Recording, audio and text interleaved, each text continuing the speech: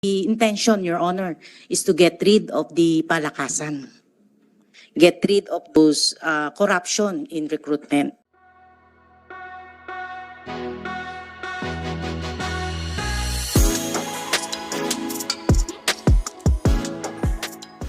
General, halimbawa nag-undergo ng training yan sa PPSC, yung mga recruit, dumaan sila sa malalimang training, extensive if you will. Pero meron pa ring paglabas, naging abusado. What went wrong? Ano po sa palagay ninyo? Bakit? Sa kabila ng hindi naman kayo nagkulang halimbawa sa training, from screening, training, seminar, etc. And yet paglabas, loko-loko pa rin yung pulis. Sino dapat ang sisihin po dito? Thank you, Mr. Chair. I couldn't agree more with Senator Tulfo, sir. Especially when we have ito po yung mga civilian that became, they were metamorphosized from civilian to a police, sir. And at the National Police Training Institute, Your Honor, sir, we are not only training and educating itong mga civilian po para maging police. I have also an office division here at the National Police Training Institute, which I research and program development division, as well as I have also a division, career courses management division, sir. We conducted a research, Your Honor, and we titled it Navigating Police Misbehavior, Understanding Factors Beyond Training. And it came to us, we had a research in coordination with other... Ano po naging result ng research po? May mga lumalabas pong factors, Your Honor, like ano po yun sa background investigation, ano po ba yung buhay niya before he entered the Philippine National Police by way of the Regional Training Center or the Public Safety. So in that case, may problema tayo sa screening for investigation. Your Honor, that is one of the factors that came out from our study. Dito nakikita natin pagkukulang. Sorry, every now and then I will interrupt you. So Yes, dito nakikita natin na mahina yung screening process ninyo, mahina yung ginagawa yung background investigation. As a matter of fact, sa US, halimbawa, tulad ng bago kang pumasok, maging police sa San Francisco PD, nilalay detector test ka pa, malaliman na background investigation. Now in this case, hindi ata nagagawa rito. So nag-back down doon sa screening. Base po sa research na ginawa nyo, right? Continue po, sir. Although, sir, I cannot categorically state na doon sa background investigation because as a director of National Police Training Institute, we are just recipients. Kung ano po yung, we always assume na lahat ng mga civilians who wants to be members of the Philippine National Police, when they are turned over to our... Okay. Yun doon nagkakaproblema, General Posadas, sir, is you assume. Doon yung may kasabihan nga sa kalye, inakala, marami na mamatay sa akala, maling akala. So, do not assume, once na pinorward sa yung isang recruit, marami dapat prosesong dinadaanan para ma-screen, masara, kung talagang karapat-dapat siya maging police. Nandiyan na po yung background investigation, yung psychiatric exam, nandiyan na po yung ilalay detector test siya para malaman kung ano talaga ang kanyang pagkatao, kung ano talaga motibo niya, bakit niya gusto maging pulis. Lalabas din po doon kung tutuusin. So doon po sa departamentong yan, nagkulang po ata kayo. Base po sa inyong research. Yes, So, sir, siguro po palakasin niyo yan. Yung sa screening, hindi po lahat ng papasok sa inyo at gusto maging pulis, base sa kanilang sumiti, agad-agad pinapaniwalaan nyo. Doon pala sana po, sir, sa recruitment, sa screening, paigtingin niyo po na mabuti para masara po yung mga hindi karapat-dapat. Pangalawa, sir, ano po yung ulit? Base sa inyong research, ano pa yung pagkukulang? If I may be allowed, Your Honor, sirs, I mentioned that we just received yung mga magpapasok po sa NPTI, mga police, sir, para maging police. Yes, sir. Sir, With us is the Director of the Recruitment Service, Police Colonel Nora Camarao, to explain the details to the body, the recruitment process or the different stages. But I do agree that kulang namin dito ay yung lie detector test. Tama po yun. That will be considered also to be part of the process that we are going to do in the future. Pwede po natin pagsalitain si Colonel Camarao, sir. Anong position mo, Nora, ngayon? Your Honor, I'm the Director of the PNP Recruitment and Selection Service. Director of the PNP Recruitment. And Selection Service. So, under the supervision kayo ng DPRM. DPRM, Your Honor. So, considered kayo ngayon as separate unit na? Yes, sir. NSU? NSU. NASO? NASO. NASO ka na. So, lahat ng recruitment dadaan sa'yo? Yes, Your Honor. Hindi na regionalize ang recruitment? Regionalized, but we have the RRSU, the Regional Recruitment and Selection Unit. Under But- sa'yo? Under sa akin, sir, Your Honor. Hindi siya under sa RD? Hindi po siya under ng RD. Independent Iba na? po siya. Yes, Your Honor. So, that is quite an improvement. Yes, Your That's Honor. quite an improvement. Ha? The PRSS, Your Honor, was only activated in May 2022, May 2020, 2022. during pandemic. What led you to do that? What led to that creation of your unit? Your Honor, because of the DPRM, the intention, Your Honor, is to get rid of the palakasan. Get rid of those corruption in recruitment. Very good. Very good. Kasi yung local na RD doon, mapipressure ito pagtawagan ni Mayor o ni Gobernador. Bata ko ito. Itanggapin na ninyo. So ikaw na taga-Krame, wala kang pressure na matanggap dahil hindi ka naman inappoint ni Gobernador, di ba? Hindi ka naman inappoint ni Mayor. Saka wala pong nagte-text sa akin, Your Honor. Wala nagtitext. Adi, I'm talking about the regional chief mo. Yes, Your Ang Honor. regional chief mo is Monitored ko po, Your monitored Honor. mo. Yes, Your Ay, Honor. maganda. I'm not informed of that development. So, thank you for that. Thank you for that effort. Sinong, kaninong panahon to? Sinong chief PNP nito? Sir Gamboa, Your Honor. Ang galing talaga ni Archie, no? How about the support naman coming from the region? Kasi ito okay ka. Hindi ka makukurap ngayon. Ang problema ngayon yung ginagawa sa region na background investigation. Dahil hindi na nga RD ang may control dyan kayo na. Ang magagawa naman ng BI, background investigation, ay yung mga ARTO.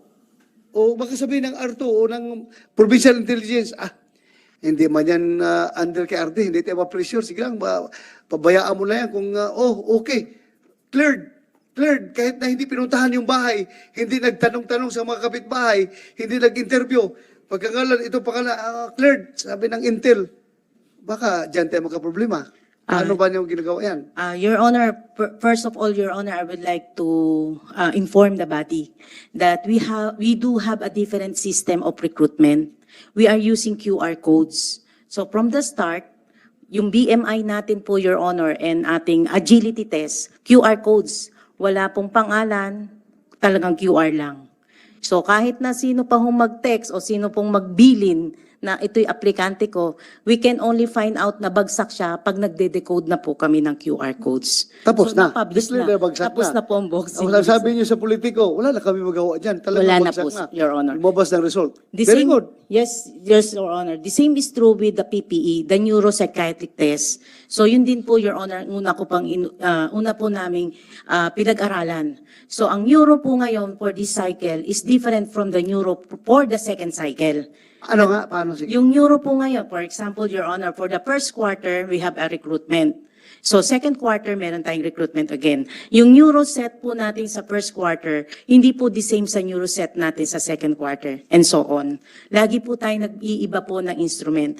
Tsaka, Your Honor, kung dati natin ay recruitment natin umaabot ng 6 months, ngayon po 1 month na lang. Plus 1 month po kay CBI, kaya 2 months na lang po siya. So we are giving premium to the Kailan CBI po. Kailan nag-give yan? Yung sistema niyo na iba. 2021, Your Honor, the QR coding. So ito, hindi pa ito sa produkto ng Di sistema pa na po, yan. Your Honor. Ang mga babies ko ay mga 2021. So yung programa Your na Honor. yan, ang magiging produkto niyan, mga after 5 years from now, malaman natin kung maganda ba yung ginagawa nyo.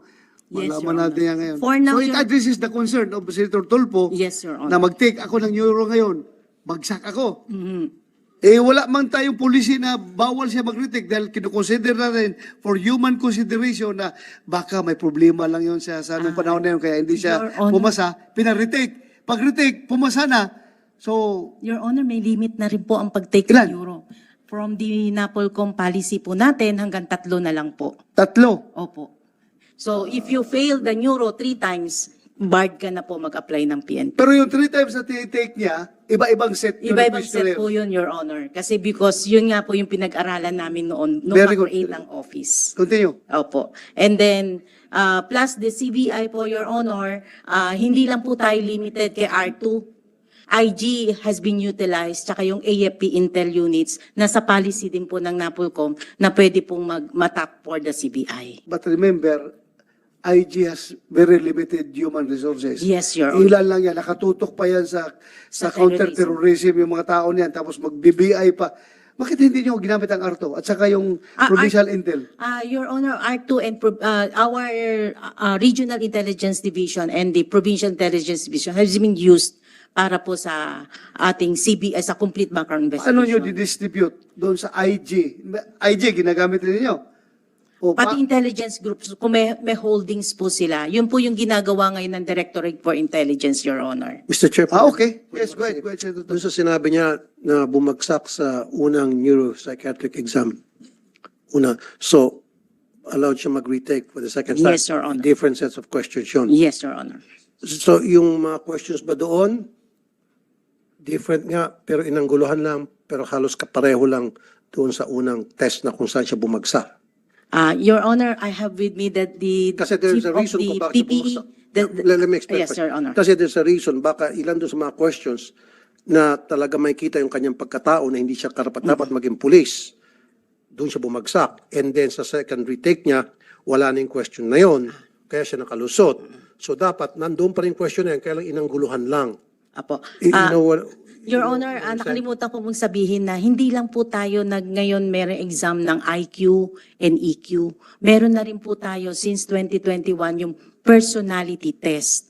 Ito po yung dinedetermine yung level of greediness, level of temperament, kung aggressive. Kasama yun dun sa Kasama neuro. na po. Yun ang bago po ngayon sa neuro. Kaya nga, yun sinasabi ko po, Colonel, ma'am. Opo. Kasi meron, dapat tinutumbok nyo kung saan siya bumagsak. Yes, Your Honor. Doon sa first exam. Sa kung saan bumagsak sa doon, dapat yung questions na yon andoon pa rin sa second exam niya, Yes, Your Honor. kaya lang angguluhan nyo lang. Different, Paikutin nyo lang. form Kasi of questions kung lang. bumagsak Opo. ulit siya for the second, kung pumasa siya for the second time, maaaring nga talagang pagod lang siya, whatever. Opo. Yes, Diba? Your Honor. Pero, dapat isama pa rin yun. Yes, Your Honor. Tsaka, Your Honor, meron na po tayong database. This time may database po tayo ng kahit na bumagsak po sa CBI, hindi na po yan nakaka-apply the next recruitment. Anong DBI?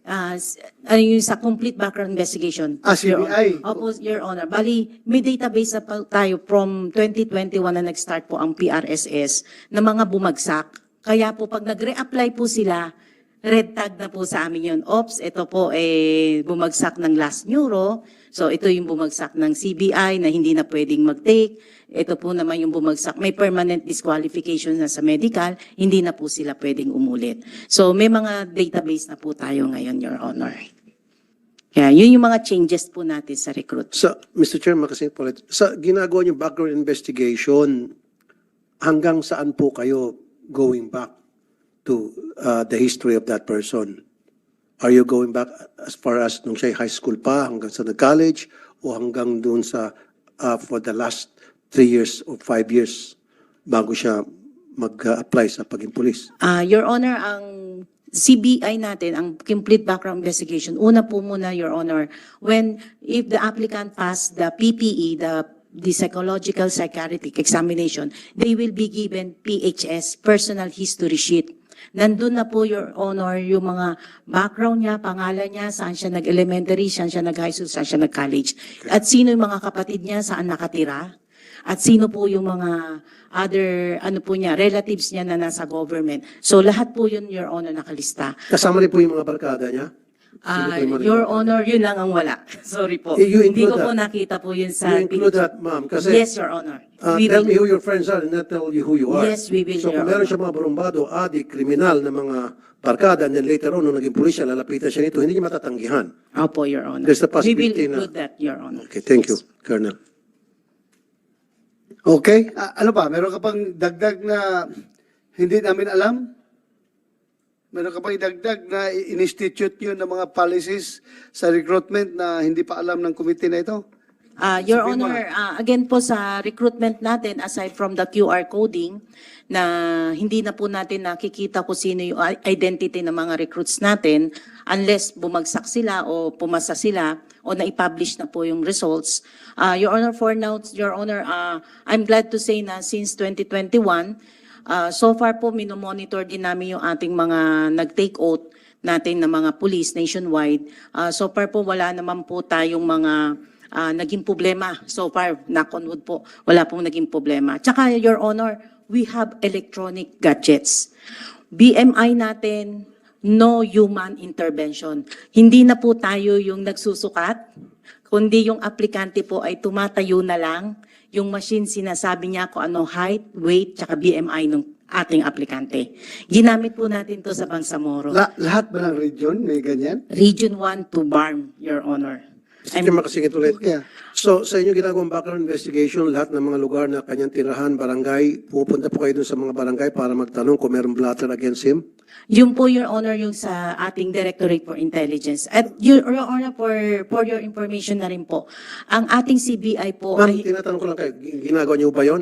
Kasi halimbawa, 10 barangay na naglipat-lipat siya for the past, sabihin natin, 10 years sa 10 barangay. Dapat yung bawat barangay na tinahan niya, tingnan kung may blatter against him. Kasi kung police clearance lang asahan natin, NBI clearance, paano kung hindi siya nasampahan ng kaso, pero barumbado sa isang barangay at maraming blatter against him, hindi mag-reflect yung sa police clearance sa NBI clearance. So dapat each and every barangay na tinirahan niya, dapat tingnan yung blatter doon.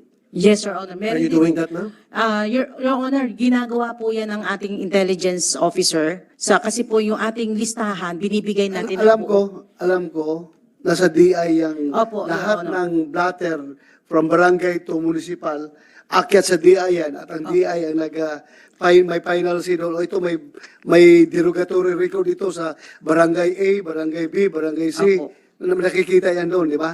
So ibig sabihin, pinupuntahan po yung lahat ng barangay. Yung records ng barangay, kinukuha ng munisipyo. Okay. Tapos yung sa munisipyo, inaakyat sa province. Tapos yung province, inaakyat sa region, all the way up to Krabi. Pero Mr. Chair, in my experience, hindi po lahat ng barangay ginagawa po yan. Not all barangays, in my experience, hindi po nila sinasubmit. So kung walang masabit ang barangay, wala rin makuha ang munisipyo. Exactly. In so many cases, ako po, pag may nagreklamo laban sa mga taga-barangay, tatanungin ko kung may blatter, sabihin nila wala. Kung minsan sabihin nila luma o nawala yung logbook, etc. etc. So para maiwasan, mapagtakpan yung mga ginagawang kalokohan na gusto ng pagtakpan. So hindi talaga nasusunod yan. Ang pinakamaganda, manually, pupunta po talaga yung investigador sa each barangay at magtatanong-tanong doon sa mga taga-barangay kung habang maaari, kung kumusta bang pagkatao nitong taong ito. Ganun po dapat ginagawa nyo. Yes, Your Honor, we will do that po. Thank you. Your Honor, by the way po, ang ating CBI hindi lang po yung matatapos pa nag-take ng oath yung ating aplikante. May 1 year pa ho pang continuing requirement na dapat sini-CBI sila while they are in training. Kaya po, any derogatory Yung record. parang temporary status. Yes, Kaya may yes, sir. temporary status. Yes, Your Honor. Opo. Okay. That's Kasi the reason. may mga time din, Mr. Chair, na hindi na nakarating yung blatter sa barangay. Kasi nga nagkaareglohan. So, hindi na iba-blatter yan, nagkaayusan. That's why, kailangan po, hindi lang, sabi kanina, hindi lang po yung blatter sa barangay, kundi yung mga tao doon sa barangay, within the barangay, especially mga naging neighbors niya, magtanong-tanong kayo, malay nyo, may nagreklamo sa kanya, abusado yan. Hindi lang siya talaga naireklamo all the way hanggang sa barangay blatter dahil sa takot. So siguro yun yung karakter niya malalaman sa barangay mga natira niya by asking those people living in that barangay. Yun pong suggestion ko. Thank Yes, you. Your Honor, we will do that. Thank you, We Colonel. will add on the policy po, Your Thank you Honor. po. Opo.